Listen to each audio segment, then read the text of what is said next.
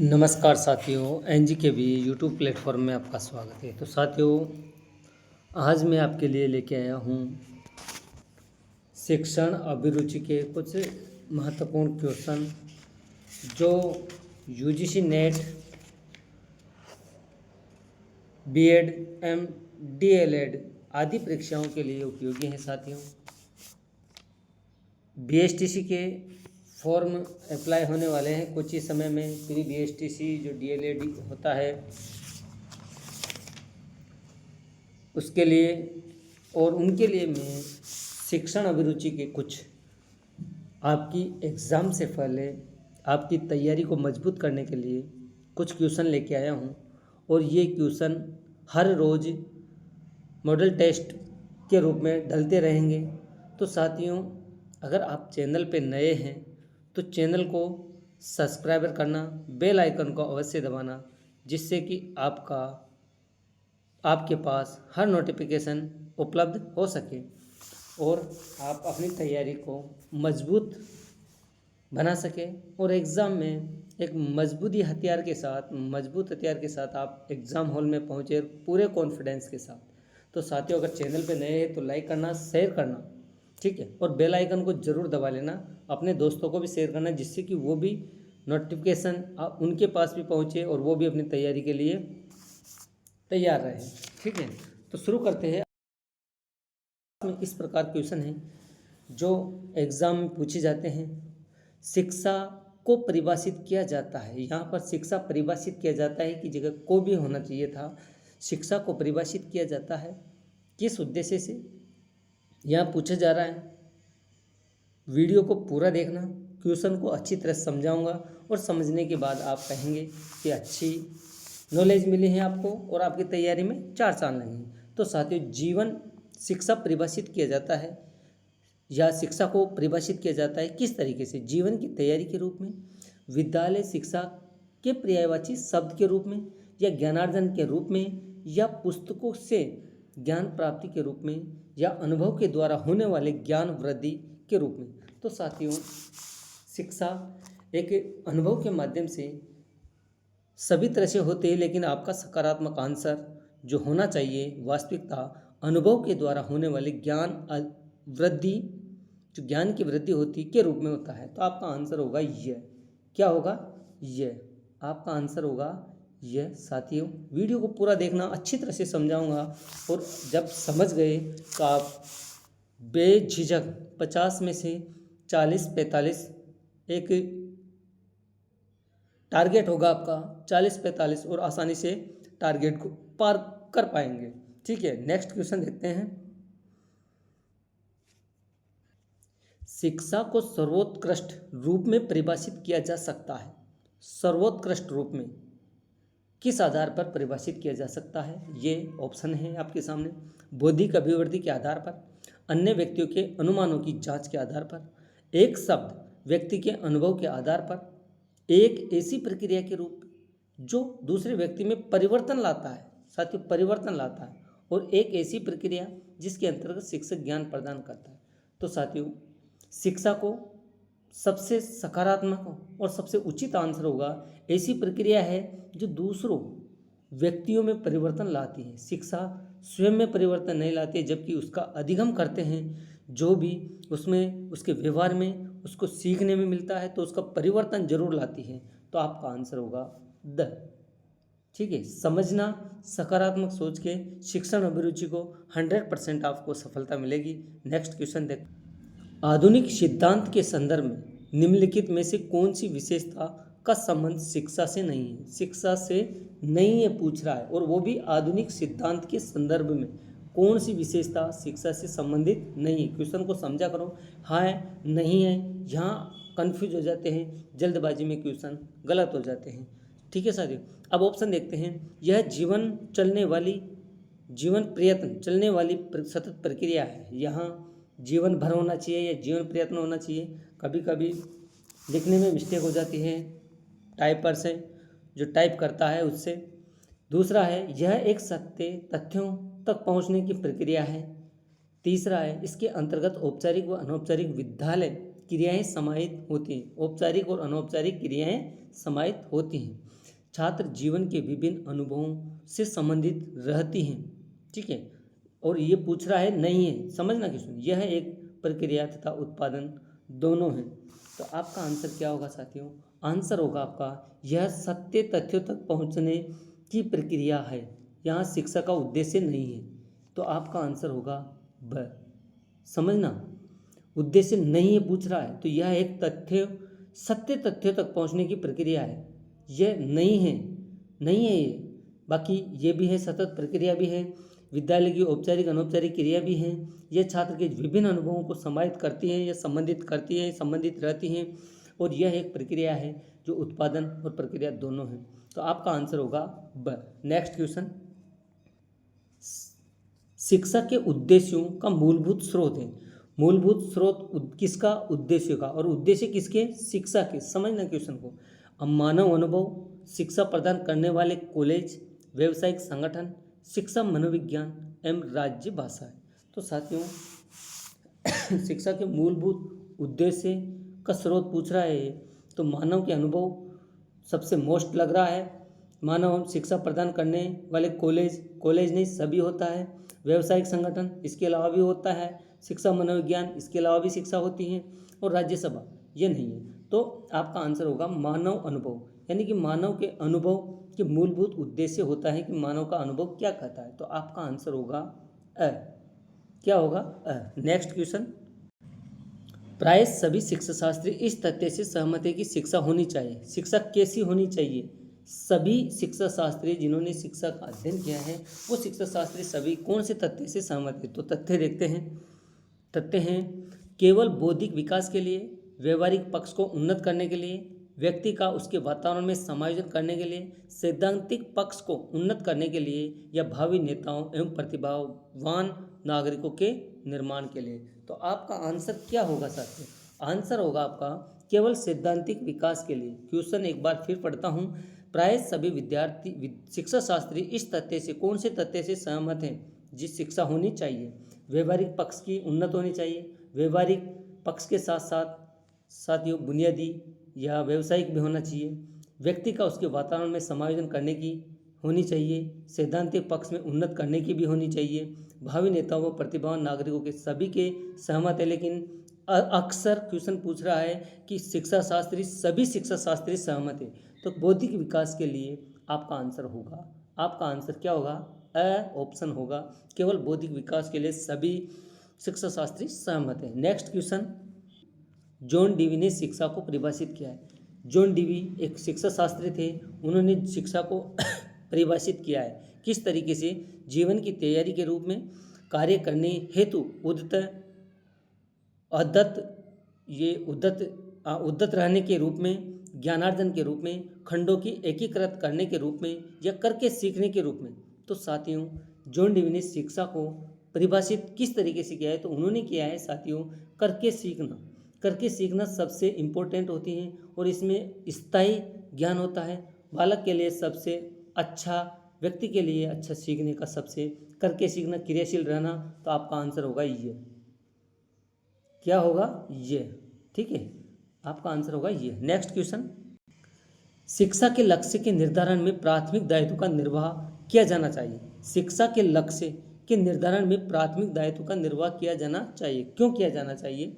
ये पूछ रहा है। किया जाना चाहिए शिक्षा के लक्ष्य निर्धारण में प्राथमिक यानी कि बाल्यावस्था दायित्व का निर्वहन शिक्षक को, प्रशासकों को, पाठ्यपुस्तक लेखकों को, या समाज को, या माता पिता को। तो आपका आंसर क्या होगा साथियों? शिक्षा के लक्ष्य निर्धारित करते समय प्राथमिक अवस्था में या बाल्यावस्था में दायित्व का निर्वाह होना चाहिए समाज को। आपका आंसर होगा द। क्या होगा? आपका आंसर द होगा। ठीक है, नेक्स्ट क्वेश्चन, किसी विशेष विषय के उद्देश्य का निर्धारण किया जाना चाहिए। साथियों किसी विशेष उद्देश्य का निर्धारण किया जाना चाहिए किस आधार पर? शिक्षक के द्वारा या किसके द्वारा? तो शिक्षक के द्वारा, सामान्य व्यक्ति के द्वारा, विषय वस्तु के आधार पर, विषय वस्तु व कक्षा में संपन्न होने वाली क्रियाओं के द्वारा, या फिर सभी स्थानों के लिए एक समान। एक शिक्षक, तो साथियों आंसर क्या होगा? एक शिक्षक जो शिक्षण कार्य करवाता है तो उसका उद्देश्य निर्धारण किस आधार पर किया जाना चाहिए, तो ये आपका आंसर होगा द। कैसे होगा कि विषय वस्तु आपकी विषय वस्तु है और कक्षा में जो संपन्न प्रक्रिया शिक्षण कार्य होता है उसके द्वारा उसके उद्देश्य निर्धारित होने चाहिए, तो आपका आंसर द होगा। ठीक है, नेक्स्ट क्वेश्चन, किसी अधिगम अनुभव के उद्देश्य, कोई अधिगम या अनुभव है तो उसके उद्देश्य कैसे होने चाहिए, पाठ्यक्रम निर्माता के द्वारा परिभाषित किए जाने चाहिए, पाठ्य पुस्तकों की विषय वस्तु के द्वारा निर्धारित की जानी चाहिए, या छात्रों द्वारा परिभाषित किया जाना चाहिए, या शिक्षकों द्वारा निर्धारित किए जाने चाहिए, या आपका आंसर है शिक्षक छात्रों दोनों के द्वारा सहयोगात्मक ढंग से निर्धारित किया जाना चाहिए। तो आपका आंसर क्या होगा साथी, आंसर आपका यही होगा कि शिक्षक छात्र दोनों के द्वारा सहयोगात्मक ढंग से निर्धारित किया जाना चाहिए, क्योंकि शिक्षण कार्य छात्रों पर आधारित छात्र केंद्रित होनी चाहिए। तो छात्रों का सहयोग भी होना चाहिए और शिक्षक का भी होना चाहिए, दोनों के द्वारा सहयोगात्मक ढंग से निर्धारित किए जाना चाहिए। तो आपका आंसर यह होगा। ठीक है, नेक्स्ट, शिक्षा का वास्तविक लक्ष्य होना चाहिए। शिक्षा का वास्तविक लक्ष्य क्या होना चाहिए, उपाधि एवं प्रमाण पत्र का संगठन करना, कौशलों आदतों एवं ज्ञान की प्राप्ति करना, जीवन जीने का प्रशिक्षण प्राप्त करना, विषय वस्तु पर साधिकार प्रयास करना, या पारंपरिक संस्थाओं का अनुगमन करना। तो आपका आंसर क्या होगा, आंसर होगा साथियों, अच्छी तरह से समझना क्वेश्चन को, शिक्षा का वास्तविक लक्ष्य जीवन जीने का प्रशिक्षण प्रदान करना सबसे बेस्ट है, सबसे मोस्ट इम्पोर्टेंट है, क्योंकि बेसिक शिक्षा होनी चाहिए, जीवन जीने का प्रशिक्षण होना चाहिए। बुनियादी शिक्षा जो बेसिक शिक्षा है महात्मा गांधी ने यही दिए हैं कि जीवन जीने का प्रशिक्षण शिक्षा में होना चाहिए। तो आपका आंसर होगा सर। नेक्स्ट क्वेश्चन, आधुनिक शिक्षा के लक्ष्य के रूप में निम्नलिखित में से कौन सा पद सर्वाधिक अनुपयुक्त विवादास्पद है। आधुनिक शिक्षा, आपके सामने आधुनिक शिक्षा है के लक्ष्य के रूप में निम्नलिखित में से कौन सा पद, यहाँ पूछ रहा है कौन सा पद अनुपयुक्त या विवादास्पद है। ये जो ऑप्शन दे रखे हैं इसमें कौन सा विवादास्पद या अनुपयुक्त है, तो ये देखते हैं। बालकों को विद्यालय शिक्षण के माध्यम से सामाजिक संबंधों का अभिप्राय बताना, बालकों में पढ़ने लिखने बोलने एवं सुनने की दक्षताओं का विकास करना, बालकों को उनके अधिकारों के प्रति सतर्क बनाना, बालकों को उनके स्वास्थ्य संबंधी नियमों का ज्ञान प्रदान करना, बालकों को अवकाशकालीन क्षणों में सदुपयोग का ज्ञान प्रदान करना। तो आंसर क्या होगा साथियों, आंसर होगा बालकों को विद्यालय शिक्षण माध्यम के संबंधों का अभिप्राय ये सत्य है बताना चाहिए, पढ़ने लिखने बोलने और सुनने की दक्षता का विकास करना चाहिए, बालकों को उनके अधिकारों के प्रति सतर्क नहीं, ठीक है, बालकों के उनके स्वास्थ्य संबंधी नियमों का ज्ञान ये भी कराना चाहिए, और बालकों को अवकाशकालीन सदुपयोग करना चाहिए। अब बालकों को उनके अधिकार के प्रति सतर्क बनाना, क्यों, क्योंकि छोटे बच्चे होते हैं, जब अधिकार दिए जाते हैं तो वो अधिकार से लाड प्यार से अपने उद्देश्य से भटक सकते हैं, इसलिए उनको अधिकारों के प्रति ना देकर उनको एक अपना जो बुनियादी शिक्षा है, बेसिक शिक्षा, प्रशिक्षण, उसका ही ज्ञान ज़्यादातर बताना चाहिए, ना कि ज़्यादा स्वतंत्रता। तो आपका आंसर यहाँ सटीक बैठता है सर। आपका आंसर क्या बैठता है, सटीक। समझना, धैर्य से समझना साथियों, सकारात्मक सोच के 100% आप अपने लक्ष्य पर अवश्य पूछेंगे, ठीक है।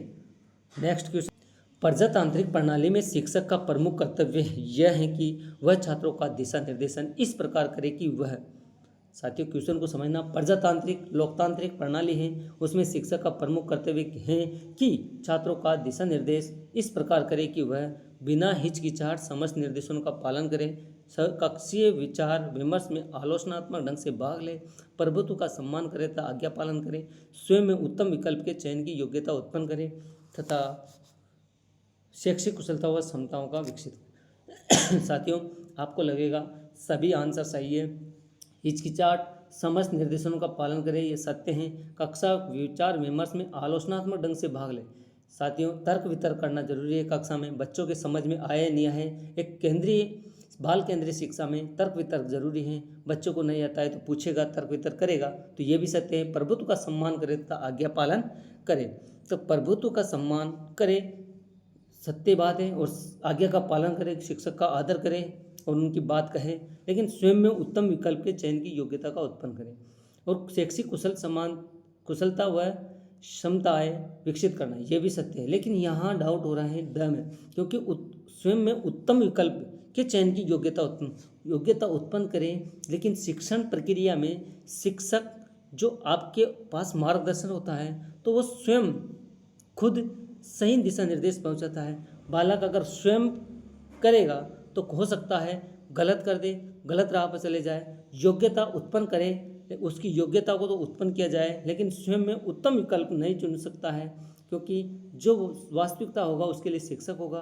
तो आपका आंसर होगा यहाँ पे द। शिक्षण प्रजातांत्रिक प्रणाली में शिक्षक का प्रमुख कर्तव्य यह है, शिक्षक का कर्तव्य कि वो स्वयं में उत्तम विकल्प की योग्यता की उत्पन्न करे। खुद आंसर अच्छा देगा तब जाके आप में योग्यता उत्पन्न होगी। तो आपका आंसर होगा द। नेक्स्ट क्वेश्चन, सप्त सूत्रीय शिक्षा उद्देश्यों में से निम्नलिखित का एक उद्देश्य कौन?